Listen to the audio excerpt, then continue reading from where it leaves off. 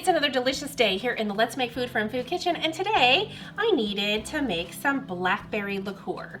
During my recent trip to the Florida Keys, I learned about the rum runner. I mean, I'd already heard about it, but I didn't know that it was invented right there in the Keys in Isla Mirada, which was our favorite place. Isla Mirada, hands down, was our favorite place to be. This little sheep right here spent some time with us. There was a little pink pig too. Sherilyn brought these as our party partners. It's a little party hat for birthday week celebration in the Keys. Had a great time. Came back, thought, I'm gonna make this rum runner. It's gonna be great. A blackberry liqueur, and couldn't find any. So do I give up? Heck no, I don't give up. I make it. So this is what I need. I have vodka, blackberry, sugar, water. Boom, done. Well, almost boom, done. You gotta put everything together and then you let it sit in the fridge. 1 month, 2 months is great if you can wait that long, and then you're ready to use it. So I like mine to be a little thicker, so what I'm gonna do, you could use simple syrup. Put the link down below for simple syrup, but this is basically the ingredients for simple syrup right here. So I'm gonna just go ahead and make it this way rather than use my simple syrup and then have to make more simple syrup. Either way, I'm making it. So what I wanna do is pour in my water. That is 4 ounces of warm water, not hot, just warm. I want the sugar to start to melt down. And this is 3/4 cup of sugar. And this is cane sugar. I'm going to plan ahead and get a spatula and stir it up. This is a really easy thing to make. It just takes some time to do, and by time, I mean time waiting, because once you've mixed everything together, and guys, please wash your blackberries really well, because this is gonna be going in your liqueur and that's going to be there for quite a while. So I'm gonna go rinse my hand real quick. I'll be right back.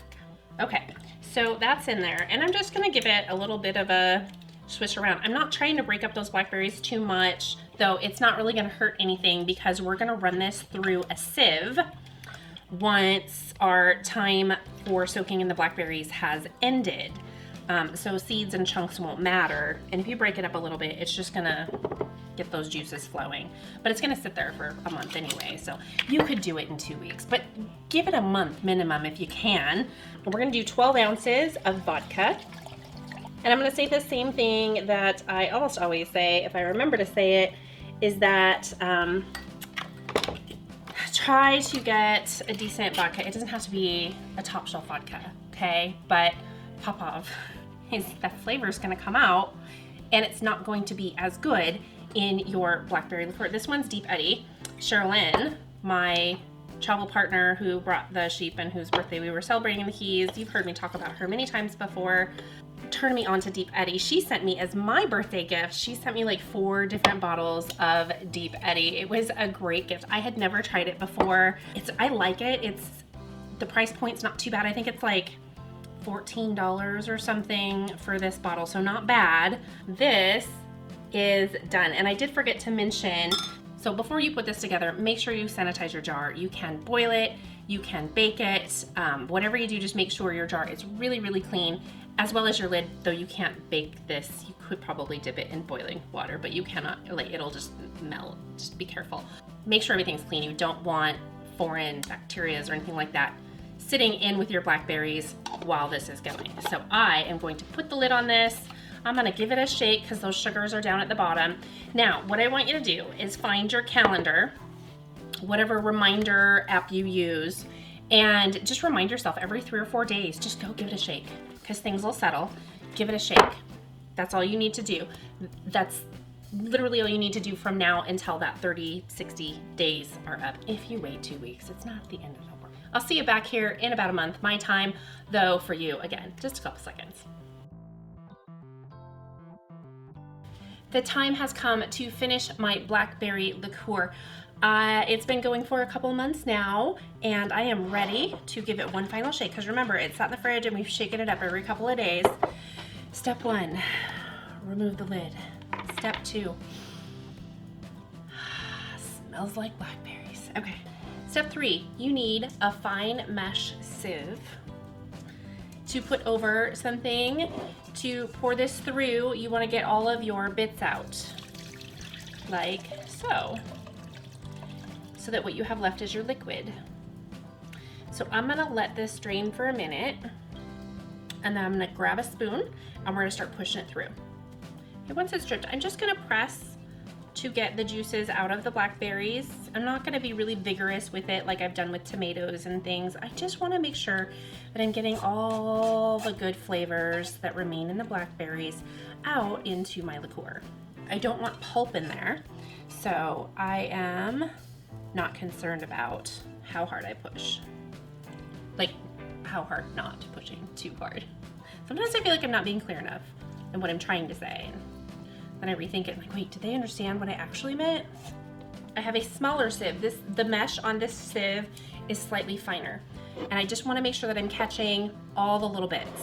I have 2 jars here. You can use a big one if you want, but if you're looking for, if you have a cocktail connoisseur in your life and you're looking for a birthday present or a Christmas present and you don't want to spend a whole lot, but you want it to be something you know that they're gonna love, put a nice little chalk label on it, very inexpensive. The jars aren't that expensive. I pick up a 4 or 5 pack of these lids and you're golden, and you can make a bunch of these. This should do close to 2 jars. So I'm gonna take I'm turning it to the side so you can see. I'm gonna take my smaller sieve and just pour it through so that if there's any other little chunks or bits, it'll catch that as I pour it. And I'll go just up to the bottom of the rim. So it's slowed down because there is some stuff in here, and I'll show you. See, there's stuff in the sieve. Okay, I'm gonna set that one aside. And I'm gonna grab this jar right here and just take care of the rest of it. This will last in your fridge for about 6 months if you haven't used it all by then. You can see the difference that the fine mesh sieve made and the pulp that it caught that the bigger one didn't get. But if you start with this one, first of all, it's tiny. Second of all, it's gonna take a long time because it's gotta get through the bigger stuff and then the smaller stuff. So I like to just do that second step. You don't have to, this will just be in there floating, and it's not gonna really hurt anything. I just like it to be as strained as much as possible. Okay, so now what's left? We're just gonna put lids on these jars, and they are technically finished. Fridge, up to 6 months. So I am going to take the lid back off of this one, pour a little in this glass because we always, always, always want to check our quality and flavor. Because I still have those blackberries. It's not too late to put them back in if I feel like it needs longer. You can always taste it before you take out the blackberries as well. I just know how long it's been in there and I trust it. Oh my gosh. That is so good. I could just sip it just like this. I'm gonna put it in some cocktails, but I could sip it just like this. It's delicious, I love it. So, whew, yummy. As a part of this video, you may have noticed that I've got a new Muddled Up logo. I wanna give a shout out, credit to, and many thanks to Saphyre Fish for designing the new Muddled Up logos, because there's 2 versions of it, one here and one here. She did a great job and I'm so pleased with the final work. I should put a disclaimer out there, she is my daughter. She's my oldest, but she does good work. And so if you're looking for a logo, let me know. Send me a shout out, put a comment down below, and I will put you in touch with her. She's inexpensive and she's good. So thanks for joining me here today for another kitchen adventure in Muddled Up. And cheers. That's one boy.